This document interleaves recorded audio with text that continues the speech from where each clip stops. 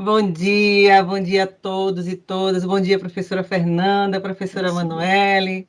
e a todos que estão aqui nos ouvindo. É uma honra participar. Queria parabenizar aí a iniciativa de vocês. É realmente uma ação extremamente importante para sensibilizar aí todos os setores, né? Como a professora Manuela falou, a questão é multissetorial. Então, abrir a discussão para a sociedade, para que cada um assuma seu papel num fenômeno que é extremamente impactante em nossa sociedade, na vida de crianças, não só adolescentes, mas a gente vê muitas crianças grávidas também, né? E isso se reverbera negativamente para todo mundo, como foi muito bem colocado. Aliás, a palestra da professora Manuela foi esclarecedora, e aí eu vou tentar falar a partir das falas dela e complementando aqui com alguns dos aspectos jurídicos. Então, uma satisfação, professora Fernanda, muito obrigada. Então, vamos lá, dando continuidade aí. É, Nós trouxemos hoje um bate-papo sobre a gravidez na adolescência, dando ênfase aqui a alguns aspectos jurídicos. Aquelas considerações iniciais, muitas já colocadas por professora Manuela, só vou relembrar alguns aspectos, né? Ela falou aí muito bem, inclusive ao final, que é um fenômeno multifatorial, né? Que é extremamente danoso para as famílias, para a criança, para o adolescente, para o bebezinho que vai nascer, para os pais, né, para a sociedade. Então, traz impactos profundos e a gente vai conversar sobre ele já. E lembrando, eu não vi o início da fala, mas há pesquisas, inclusive mundiais, que mostram que a cada 30 minutos, uma criança, uma adolescente dão à luz no Brasil, né? E chega a perfazer um total, uma média de quase 400 mil aí por ano. E é interessante destacar que nós somos o segundo, apesar da melhora nos últimos 10 anos, se nós olharmos aí no DataSUS, nos bancos de dados da saúde, vamos perceber que houve um decréscimo nos números, mas nós ainda estamos muito distantes da realidade, de uma melhora consistente, porque nós somos o segundo pior país do mundo em dados, nós só perdemos para alguns países da África, e nós temos uma média de 68,4 partos a cada 1.000 por ano no mundo, e a média do mundo, a média mundial é de 46, então estamos bem distantes, nós e também outros países de desenvolvimento, como alguns da América Latina. Então, aqui em Sergipe, eu peguei alguns dados, né, do Sistema de Informação sobre Nascidos Vivos, e temos aí na tela é, crianças aqui de 10 a 14 anos, né, para o ECA, foi bom até que a professora Manuela colocou, porque para o ECA nós, adolescente a partir de 12, mas para a OMS até 14, então de 10 a 14 anos, olha a quantidade de partos em 2018, 19, 20, 21 e 22 no estado aqui de Sergipe, e de 15 a 19 anos, olha o quantitativo, ainda é absurdo, né, dado aqui o tamanho do nosso estado. Então, é um total de quase 5 mil mães por ano, né, que são mães ainda em fase de desenvolvimento, ainda em fase de formação da personalidade, formação moral, formação física, psicológica, enfim. Aqui, a professora Manuela falou dos impactos, né, já foi colocada aí a questão da saúde, dos impactos do parto prematuro, da questão da anemia, da dificuldade dela se alimentar de forma correta e todos os impactos inerentes ao momento dessa gestação, o tamanho do corpo, fisiologia, questões hormonais, enfim. Imagine os danos também psicológicos relacionados a essa criança que começa a crescer a barriga e, às vezes, no ambiente escolar, como é que ela vai ser vista ou notada ou colocada como uma pessoa diferente, um indivíduo diferente na escola, a barriga está crescendo, né, os comentários, o próprio bullying, a reação das amigas, a reação das mães das amigas, que não vão querer que a filha ande com aquela amiguinha que teve relações sexuais e que já está grávida, que é uma má companhia para aquela amiguinha, né? E, enfim, são danos assim que são até difíceis de medir, mas que vão gerar todo um transtorno na vida dessa criança ou dessa adolescente que está gerando ali o bebê e que vai reverberar naturalmente no feto e e no desenvolvimento desse parto, às vezes até gerando a própria depressão pós-parto, as dificuldades no estado puerperal, né? Então, esse bebê que está ali sendo gerado, ele sente, ele sofre, ele absorve toda essa dificuldade, afora as questões fisiológicas e de saúde. E para essa família, em todos os sentidos, e pior ainda para as de baixa renda, se já há uma dificuldade de criar um bebê numa família abastada, com todo o planejamento, imagine para a família de baixa renda, que às vezes não tem ali o que comer no final do mês, onde morar, dentro de famílias também desestruturadas, e esse bebê vai nascer nesse ambiente que não é saudável, que não é esperado, preparado para ele, né? E a gente sabe que isso impacta e perpetua ciclos viciosos de pobreza e baixa escolaridade, porque aquela família que tem naquela criança, naquele adolescente que está crescendo ali uma esperança dele vir, dele se formar, dele profissionalmente avançar e de mudar a realidade daquela família, de repente se vê com aquela filha adolescente, gestante, numa dificuldade e que pode levar ao afastamento da escola e, enfim, aumentando ainda mais as despesas e toda a pressão psicológica daquela família. Então, como vai ser a partir da gestação, a carreira, o futuro, os sonhos dela e da família, todos os projetos, então os impactos são imensos, né? E podem comprometer o acesso a uma profissionalização melhor, a uma vida melhor, a um futuro melhor. Em relação às causas do fenômeno, a professora Manuela colocou algumas, eu trouxe também aqui as causas culturais, né? Nós temos no Brasil uma cultura machista, uma cultura que desde os nossos pais, às vezes avós, bisavós lá atrás, né, a mulher, o gênero, né, feminino, ele é a cultura que a mulher nasceu para ser mãe, e a gente sabe que nem toda mulher nasceu para ser mãe, é o mito da maternidade romantizada, e hoje a gente já tem muito mais estudos nessa seara e percebe que essa decisão é uma decisão que tem que ser uma decisão responsável, uma decisão madura, e a gente tem que preparar essa turminha, claro, cada um na sua faixa de idade, para poder tomar essa decisão de ser mãe ou não, de forma madura, responsável, no momento certo. Então, nós temos uma história aí também de direitos de criança e de adolescente, onde os filhos são tidos como propriedade dos pais,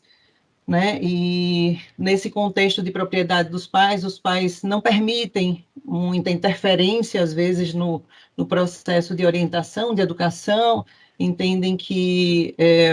ele que colocou no mundo, ele que é o responsável, e que, às vezes, a escola não pode trabalhar determinados temas, então, há uma dificuldade, às vezes, até um conflito das famílias com as escolas, porque não concordam quando a escola vai trabalhar alguma abordagem direcionada à temática, e nós vamos entrar mais a fundo nisso daqui a pouco, né? Outras questões envolvem os transtornos mentais, as taras, as filias, as doenças, como a pedofilia, que às vezes as pessoas usam até indevidamente o nome pedofilia como sendo um crime, mas a pedofilia é a síndrome, é a doença que faz com que um adulto, um adolescente mais velho tenha desejos ali carnais, sexuais por uma menina em fase pré-púbere. Então, e a partir desse desejo pode desencadear o crime, porque nem todo pedófilo, nem toda pessoa que tem o desejo, ela perde o controle e pratica o crime. Às vezes a pessoa pode ter a doença e tratar e não deixar o crime, por exemplo, acontecer, que seria o abuso sexual, a violência, a importunação sexual, a pornografia, que seriam os crimes, mas a pedofilia é a síndrome, é a doença, é o transtorno, né? E isso também, se não tratado, pode levar a uma violência sexual, isso no âmbito intra ou extrafamiliar, e a gente sabe nas estatísticas, daria para fazer uma aula só sobre violência sexual, e principalmente intrafamiliar, que a gente sabe que as estatísticas são altíssimas, algo em torno de 60% ocorre dentro do âmbito familiar, onde a criança e adolescente deveria, né, estar em tese, é salvo. Então, é preocupante, porque quem deveria cuidar, proteger, às vezes não é quem o faz. Bom, quanto à violência sexual, eu vou abrir um parênteses, eu sei que o tema não é violência sexual, mas às vezes essa gestação, ela decorre da violência sexual em crianças e adolescentes, e as taxas são altíssimas, né? Principalmente tendo como vítima a menina, pode gerar realmente uma gestação indesejada, né? Provocada ali por alguém próximo, um parente, um tio, um pai, padrasto, um irmão, ou até uma pessoa de fora. Existe algo importante que eu preciso dizer. Nós temos uma súmula no STJ, certo? Que é a súmula 593. E essa súmula, ela deixa muito claro que essa conjunção carnal, porque às vezes, um tabu, um preconceito, um julgamento, melhor dizendo, em torno da vítima, né? Porque o estupro de vulnerável, ele é considerado para a pessoa até 14 anos, o menor de 14 que tenha conjunção carnal ou qualquer ato libidinoso, que seja com ou sem contato, e tem todas as formas de atos libidinosos, com alguém menor de 14, é irrelevante o consentimento. Ah, mas a menina quis, ela fez porque quis, ela já tem experiência, ela já é bem danadinha, ela já tem relacionamentos sexuais, ou ela tem um relacionamento amoroso já com esse agente. Então, eu quero deixar bem claro que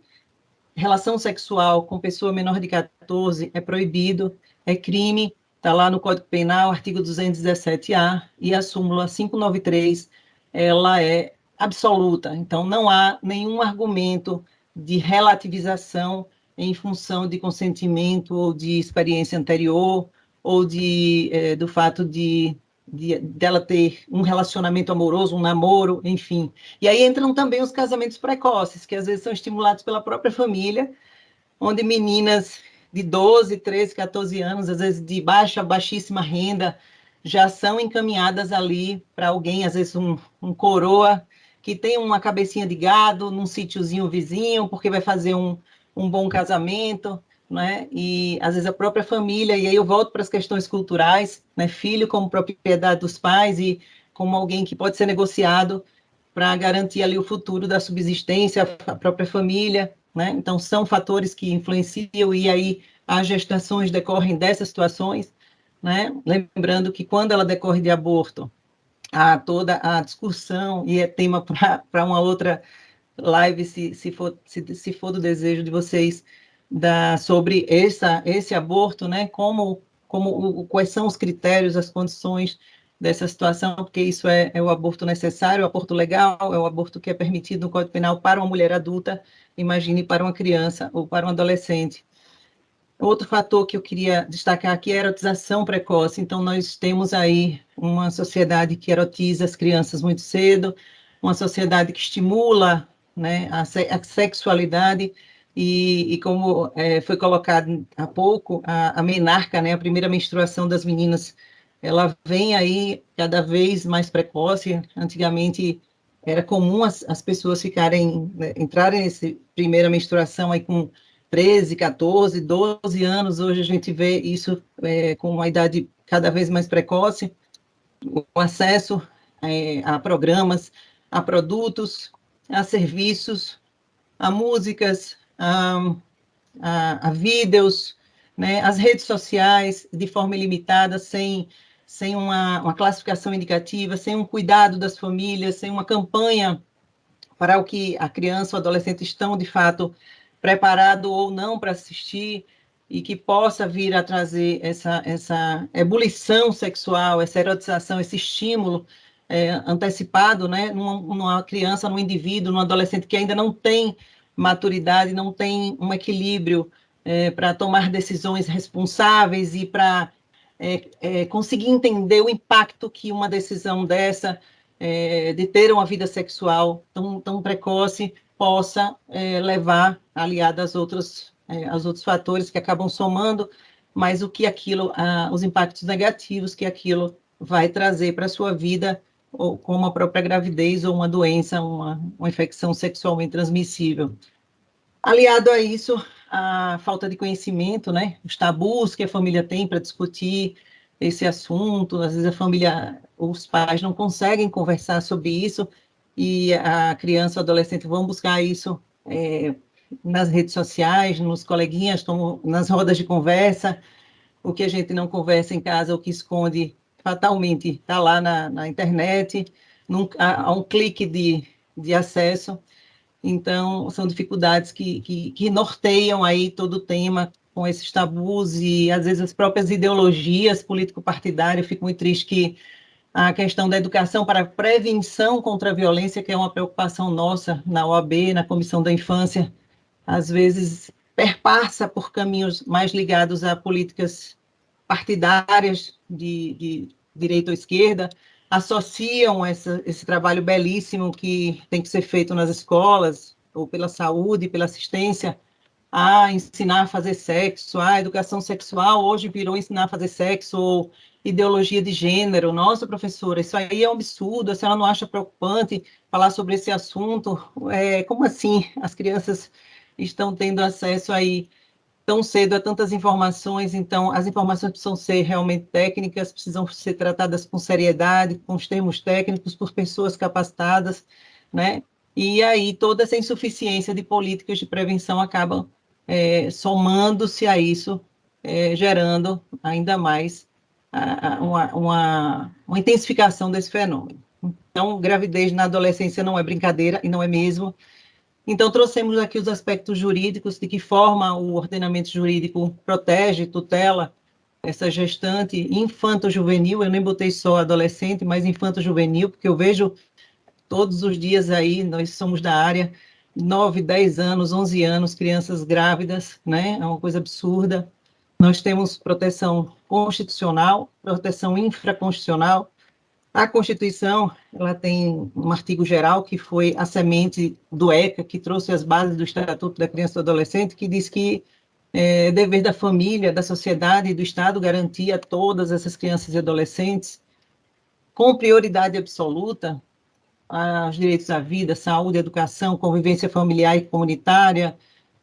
colocando-os a salvo de toda forma de negligência, violência, opressão, crueldade, né? E define no 226 a família como sendo a base da sociedade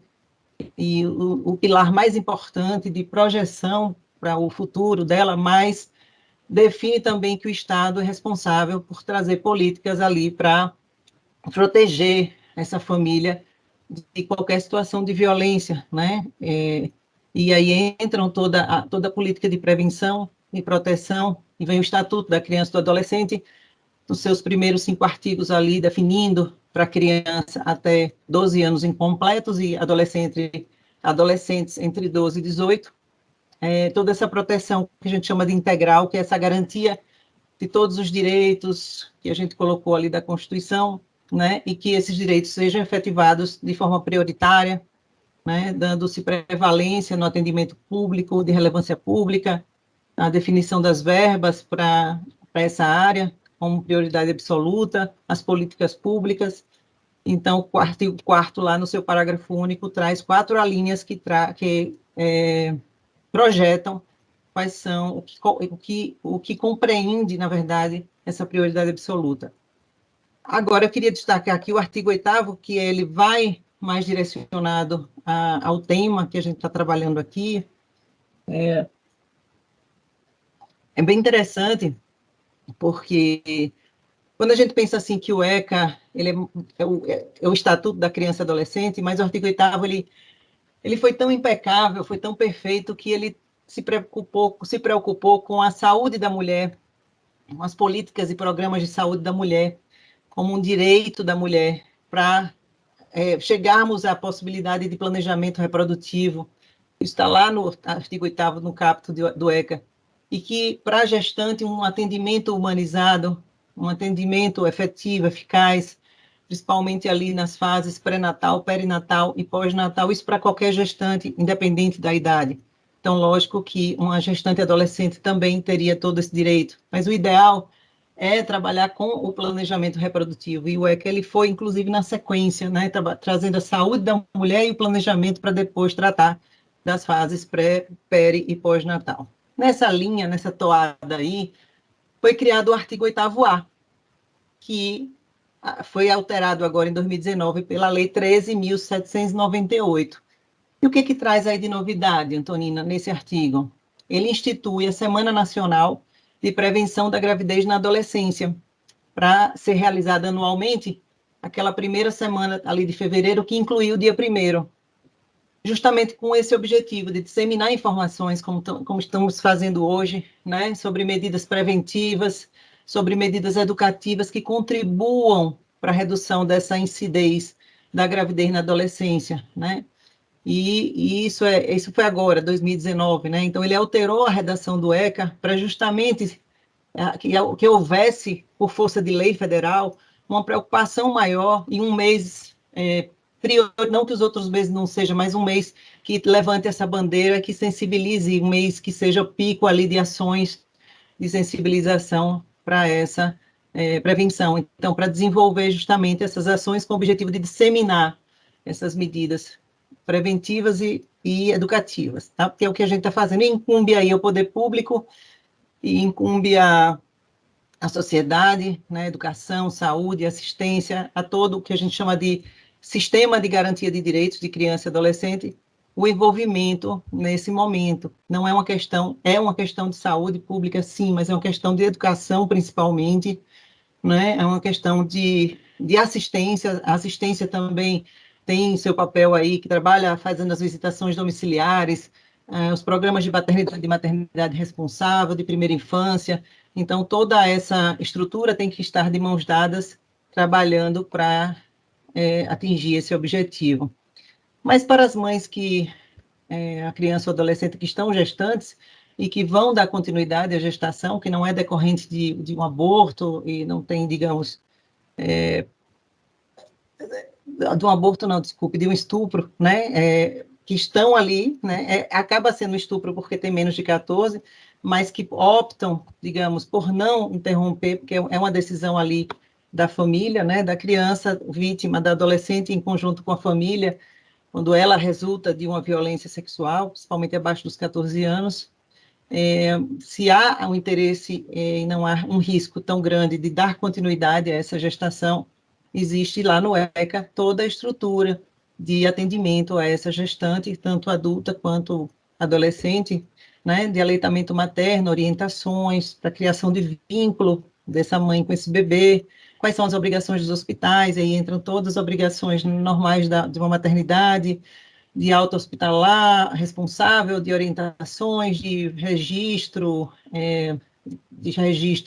dos prontuários, de manter os arquivos, né, de coletar ali as digitais de mãe, de filho, tá? Então, o artigo 10 do ECA, ele traz aí, e também alguns outros direitos para essa mãe infanto-juvenil, né, que as mães, por exemplo, que vão seguir com a gestação, mas não tem interesse em criar, ela tem a possibilidade de entregar sem constrangimento lá na vara da infância, na justiça, ela não pode pegar e entregar a um terceiro, isso aí pode configurar crime, tá? Então, quando a gente tem conhecimento de que uma mãe não quer seu filho, seja uma mãe adolescente ou adulta, de que ela está grávida, mas ela não quer seu filho, não nos cabe julgar, não nos cabe pensar, olha que mãe desnaturada, como é que ela está grávida e não quer seu filho, mas nos cabe acolher e fazer o encaminhamento, porque a Justiça da Infância tem toda uma equipe multidisciplinar preparada para receber essa gestante sem constrangimento, tentar compreender ali o contexto dessa gestação com essa equipe, com assistente social, psicólogo, faz um relatório, faz toda a orientação para um pré-natal seguro e faz a comunicação com as maternidades, com as equipes que vão atender. E isso aí é interessante, gente, porque saiu agora, viu, Fernanda? Eu quero até destacar uma resolução do CNJ, agora em janeiro, que é novidade, a 485, que vai entrar em vigor em março. E essa resolução, ela traz toda a estrutura no âmbito do judiciário dessa entrega voluntária do bebê, das mães que manifestam interesse, aquelas mães gestantes, né, e que já manifestam interesse em não querer criar, ou que querem fazer isso, e vão fazer, lógico, após o parto, porque confirma isso em audiência, né, para ela ter a opção de... Ela vai ter o filho, ela pode ou não vê o filho, então traz todos os protocolos, esse fluxo de como vai ser esse momento da chegada do bebê, se ela quer que mostre o filho a ela, se ela não quer que mostre, se ela quer opinar em relação ao nome, um nome inicial que aquela criança vai ser chamada, se ela quer deixar registrado algum histórico ali para quando a criança no futuro, já talvez adotada em outra família, ela vai lá na vara da infância ver isso nas certidões, então, mas ela tem direito a não querer, nem que seja comunicado à família paterna, ao possível pai, né? Ela tem direito ao parto anônimo, então esse protocolo do parto anônimo, do parto sigiloso, de forma humanizada, sem constrangimento, como é que saem esses relatórios técnicos dessa equipe que vai atuar nesse sigilo aí dessas famílias, como é que vai ser isso feito, a licença de saúde dela, então todo esse fluxo vai ser, está sendo modificado, vai entrar em vigor agora, a partir de março, e é importante depois batermos um papo sobre isso, tá? É, para além dessas questões, então, e é muito importante porque mesmo que a criança, mesmo que essa gestação seja fruto de um estupro e a pessoa opte por dar continuidade, né, de não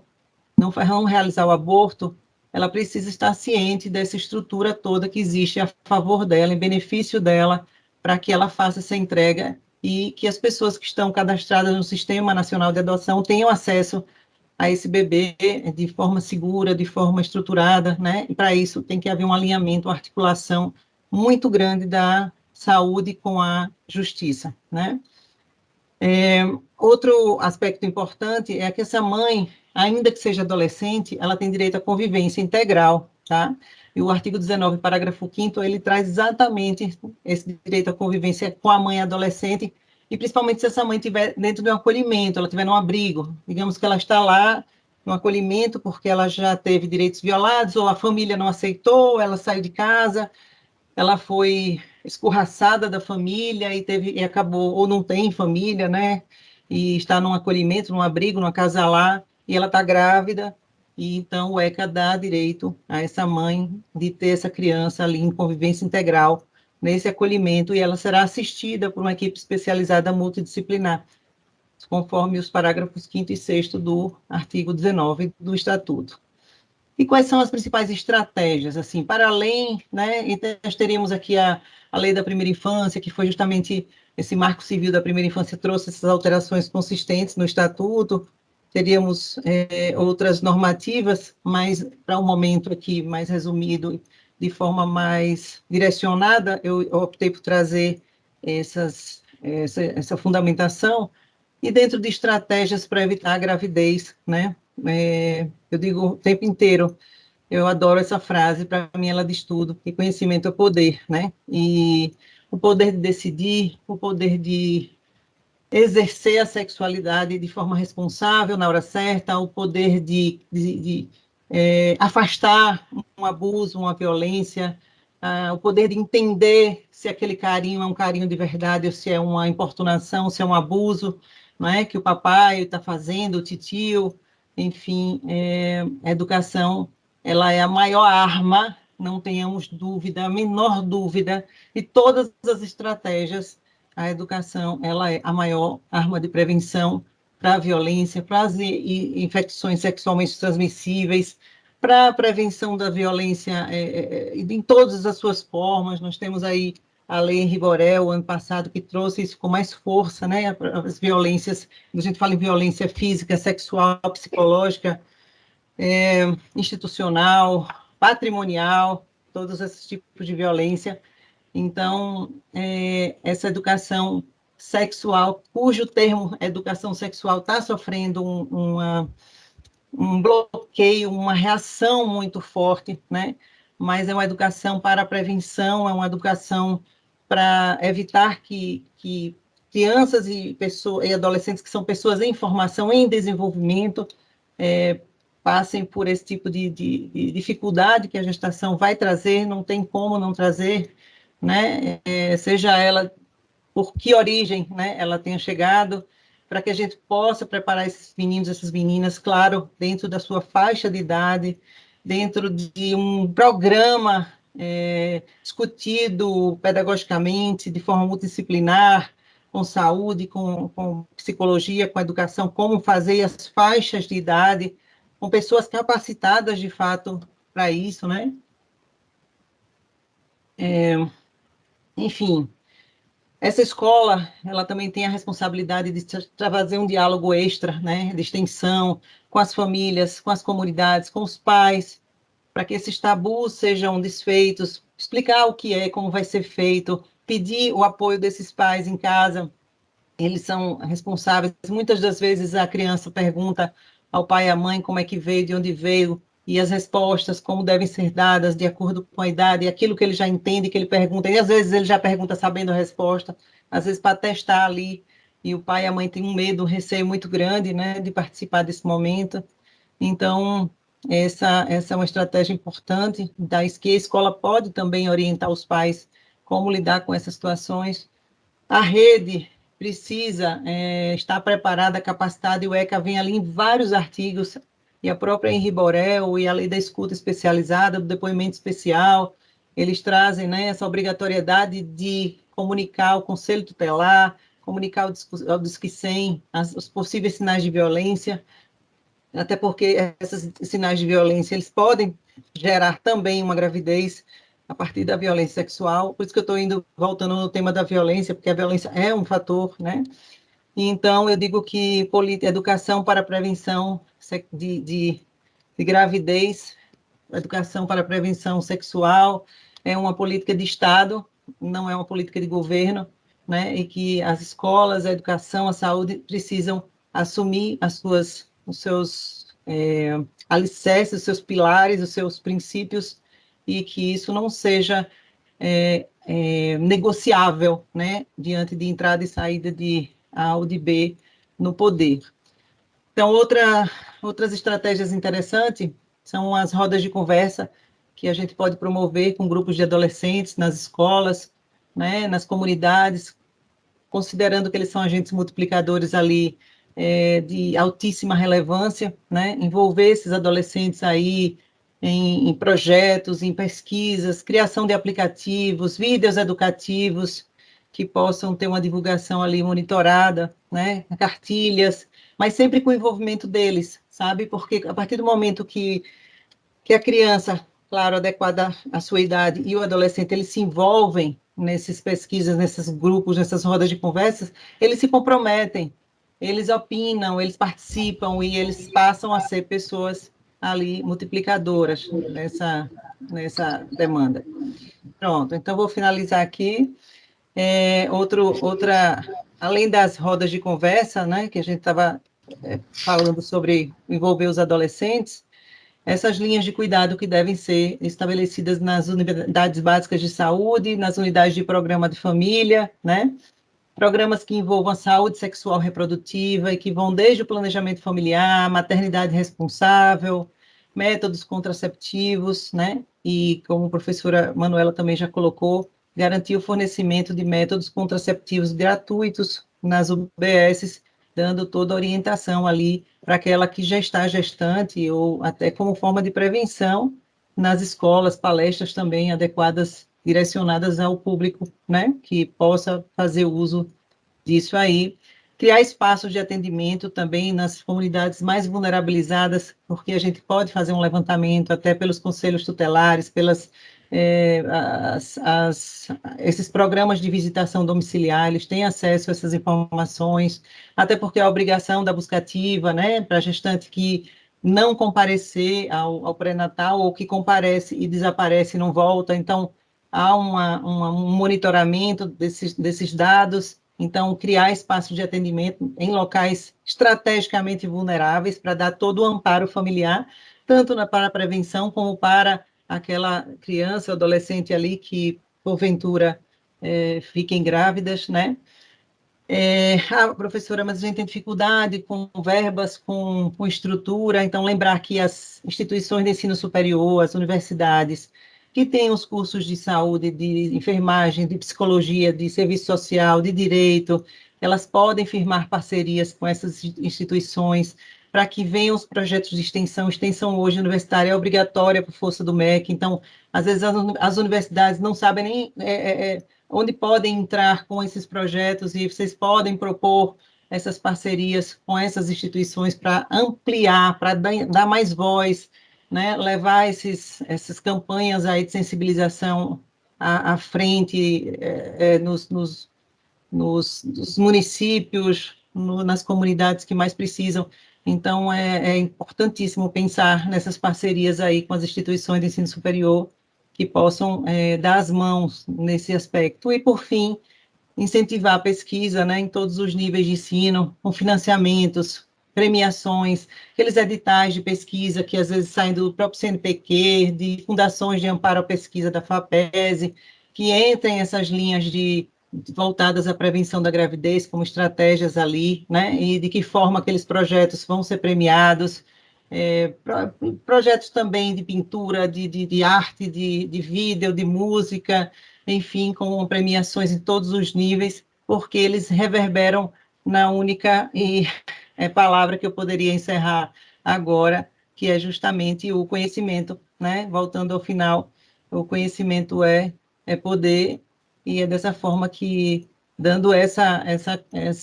reafirmando essa importância do conhecimento, que a gente encerra aqui a nossa apresentação,